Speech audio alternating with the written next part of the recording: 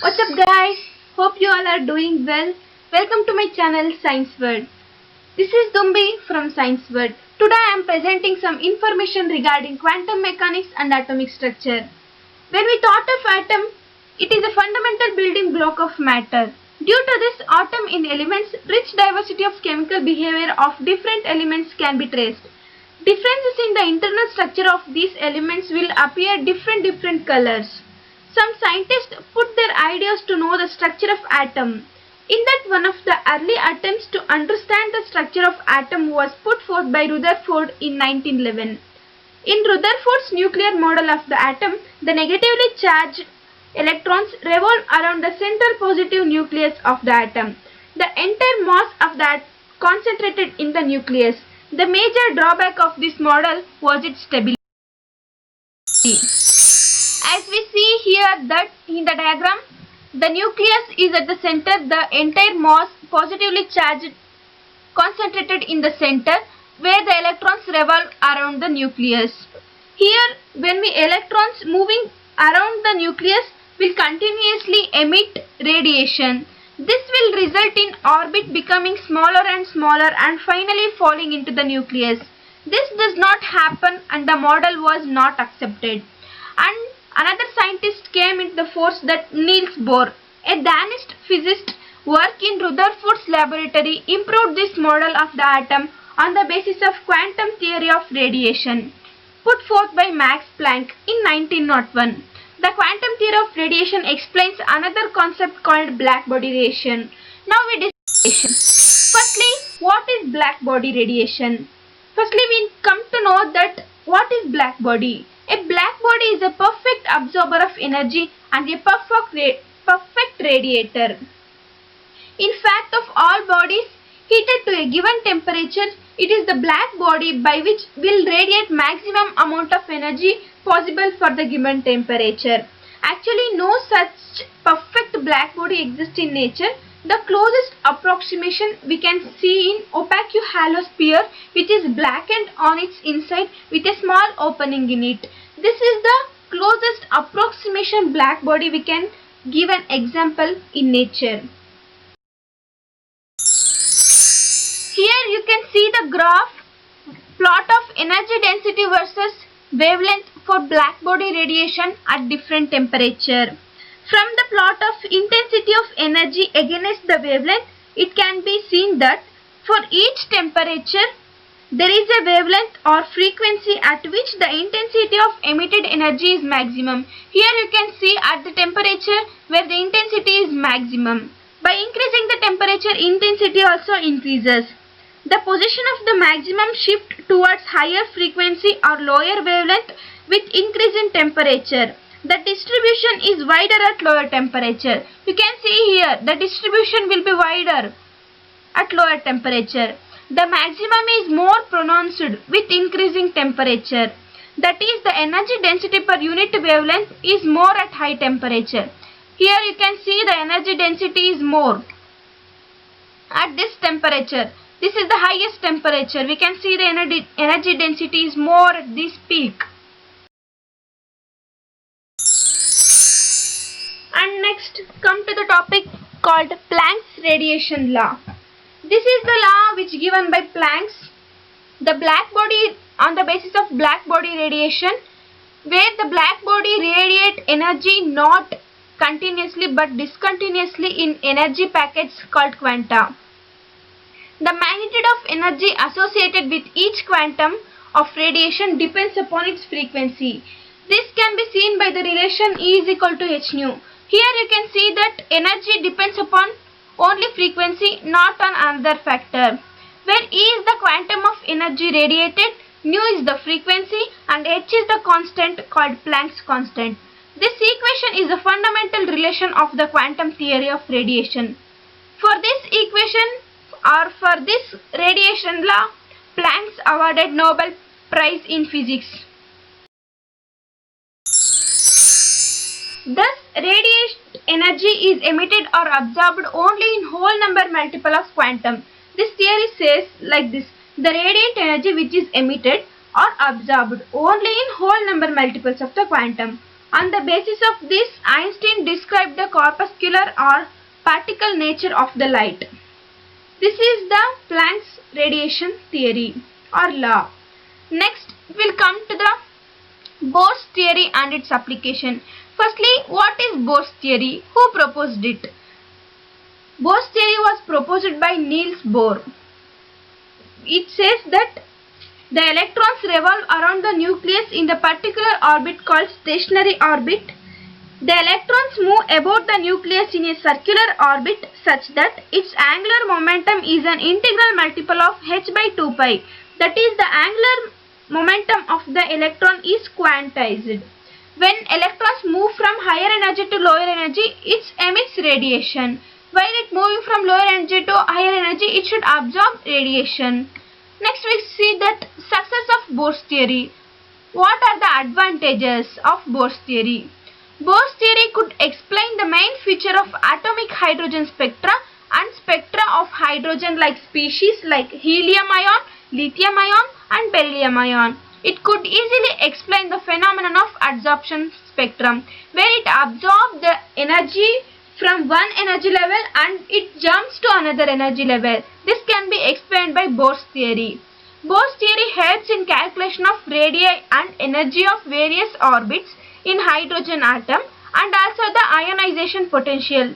It also explains the radii. Here, what is radii means the distance between the nucleus and the outermost orbit of the atom. This is called radii. This can be measured by this theory. And energy of the atom which is present in an orbit. And the ionization potential also we can find by this theory. It provides a correlation between four fundamental physical constants, namely mass of electron, charge of electron, velocity of light and Planck's constant. This relation can be found by this theory. And next comes to the limitations of Bohr's theory. What are the limitations of Bohr's theory? It fails to explain the spectra and energy of atoms containing more than one electron. It is particular for hydrogen, not for other atoms. In fact, it fails to explain the spectrum of helium atom which has only 2 electrons. It fails to explain the spectra and energy of more than one electron atoms. It predicts the origin of only one spectral line from an electron between two energy states, but multiple or fine structure of the spectral lines remains unexplained. It can't explain multiple spectra. This theory has no explanation for splitting of spectral lines in electric field and magnetic field. It does not explain the splitting of spectral lines where when the magnetic field is applied or electric field is applied. The magnitude of energy of the stationary state in an atom containing more than one electron cannot be accurately calculated by this theory. We cannot find the energies of the stationary states of an atom by this theory. It does not throw the light on the arrangement and distribution of electrons in atom other than hydrogen. It does not explain the distribution of electrons other than hydrogen atom. A great drawback of this theory is that inability to explain the molecular formation. Means when molecule formation occurs like H2O, N2, O2, this formation does not explain by this. Next, come to the dual nature of matter, de Broglie equation. In 1924, Louis de Broglie put forth the idea that if light wave can have particle-like behavior, then particle of matter can perhaps show characteristics of wave under proper circumstances. Means light can have both particle nature and wave nature. This was explained by de Broglie equation. The two fundamental equations obeyed by photons are E is equal to h nu and E is equal to mc square. By combining these two relations, we get E is equal to mc square equals to h nu, where nu equals to mc square by h. That is, C by nu is equal to h by mc. Here we can see that C by mu, it is called lambda, wavelength, where lambda is equal to h by mc. Here we can see where lambda is equal to wavelength, m is equal to mass of the particle, h is the Planck's constant, c is the velocity of the light. At last we come de de Broglie relation is lambda is equal to h by mc, where we can here see that where mc is the momentum, means mass into velocity of the light is momentum. So de Broglie equation becomes lambda is equal to h by p. The reason why wave properties are not commonly observed with particles in that in case of ordinary particles the wavelength is too small to be detected or measured, means we can't measure the wavelength of the two smaller particles, means we cannot see through our naked eyes. In case of subatomic particles, which is in between the macro and micro particles like electrons, the wavelength is of the order of nanometer. The nature is predominant in microparticles, where in macroparticles the particle nature is more predominant. In microparticles we can see wave nature is more predominant. In macroparticles particle nature is more predominant. De Broglie concept does not mean that matter behaves like particle at some time and as wave at other time. The wave character is inherent property of the matter, means it is inherent property, wave character. Next, come to the Heisenberg uncertainty principle.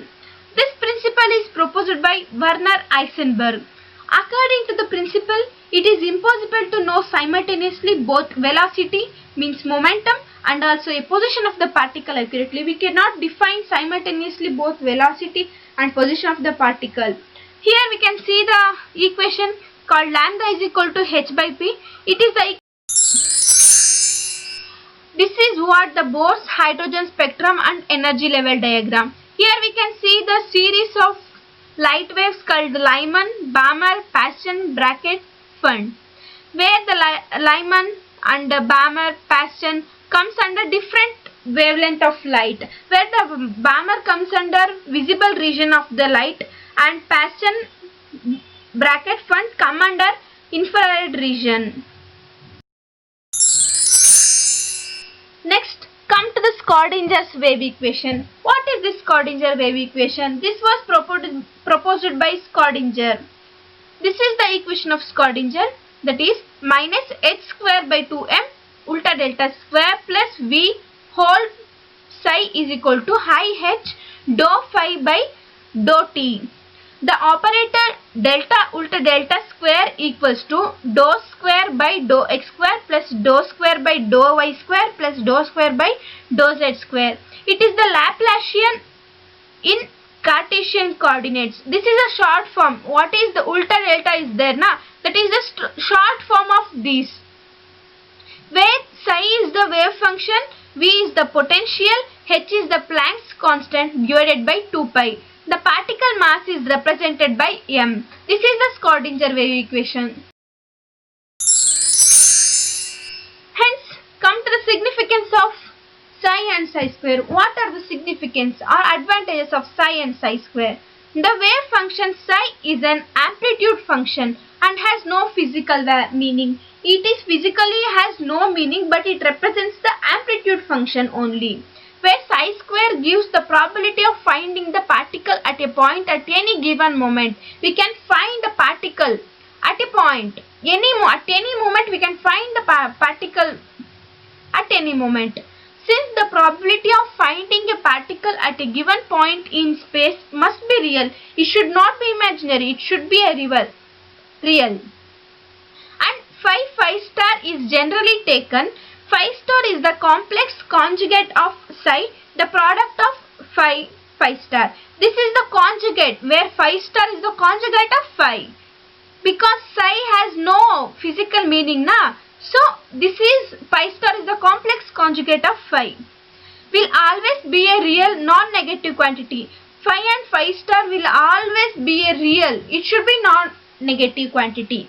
Thus the product of phi and phi star gives the probability of locating an electron within a certain region of space. We can find or locate the electron with a certain space or region.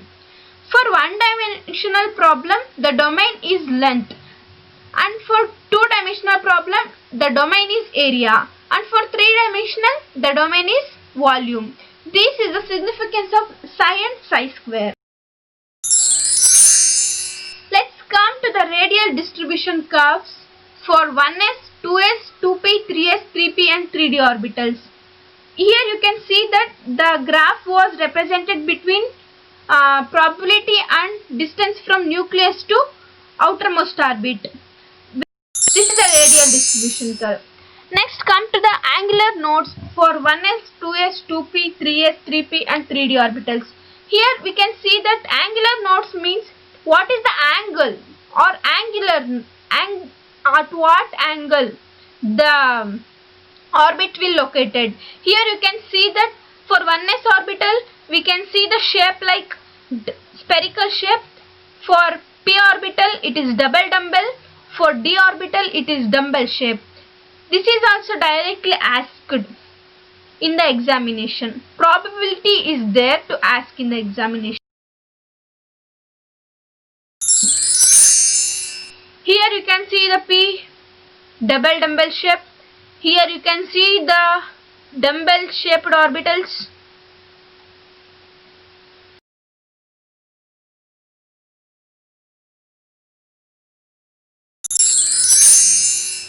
Next topic is the quantum number.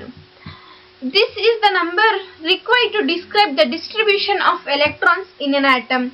The number which helps to find the distribution of electrons means how electron is distributed in an atom we can find by this quantum number. By Schrödinger wave equation, principal quantum number, azimuthal quantum number and magnetic quantum numbers are obtained. By that equation we can obtain this quantum number. What is the useful thing that will explain by this quantum number? We'll see now. This is the quantum number which helps to describe the atomic orbitals and electrons residing in them. How the electrons residing in them and atomic orbitals can be found by this quantum number. The fourth quantum number called spin quantum number. The magnetic property of the electron arises from spectral evidence. The magnetic property means how it acts to the magnetic field. That is the property we can explain by this quantum number. This arises, how it arises means it arises from spectral evidence by spectra. Let's come to the principal quantum number. It is denoted by the small letter n. This helps to determine to large extent to the energy of electron. We can find the energy of electron from this quantum number.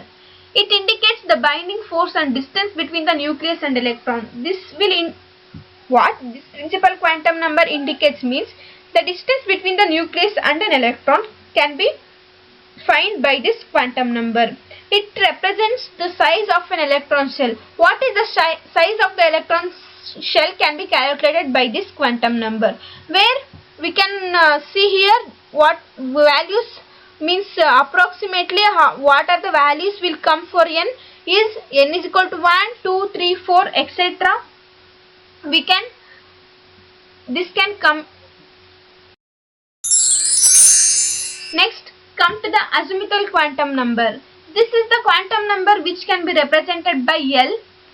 This also called as angular momentum quantum number because it is denote the angular momentum in its motion around the nucleus. We can find the angular momentum of the atom where it having the formula L is equal to n minus 1. Here you can see that where n value can be 0, 1, 2, 3 like that, but n value should not be 0. When n value becomes 0, this will become negative. Azimuthal quantum number never be negative. It determines the shape of the orbital. It determines the shape of the orbital means what is the shape of the orbital means where the s orbital having spherical shape, p orbital having double dumbbell shape, d orbital having dumbbell shape. This can be determined by this quantum number. This quantum number distinguishes the orbitals having the same principal quantum number, means where the principal quantum number may be same but azimuthal quantum number does not be same.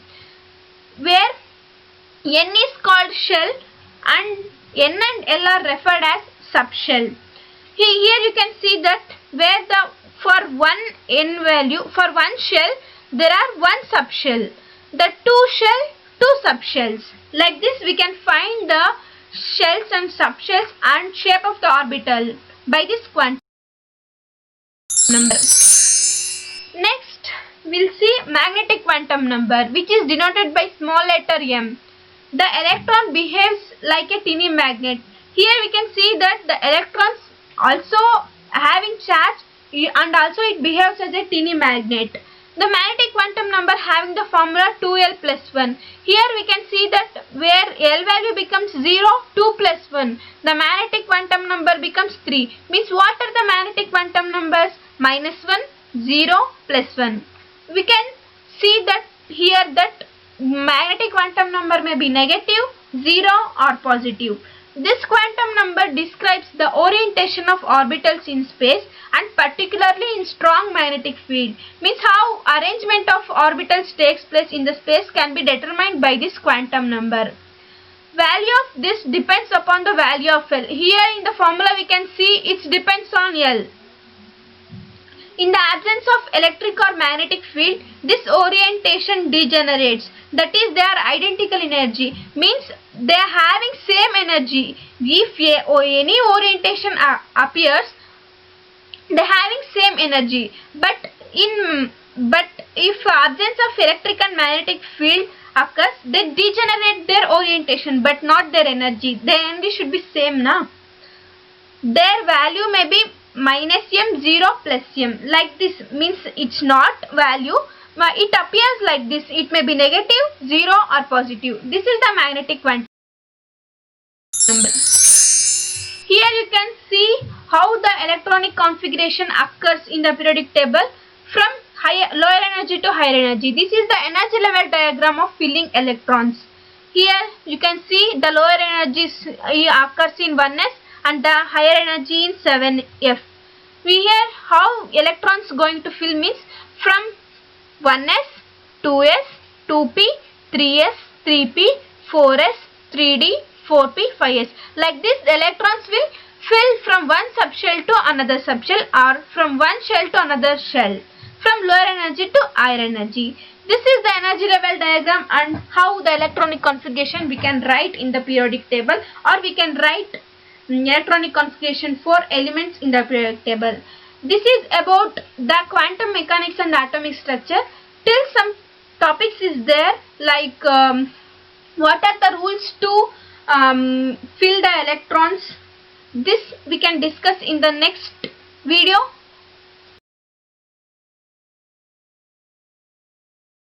Thanks for watching.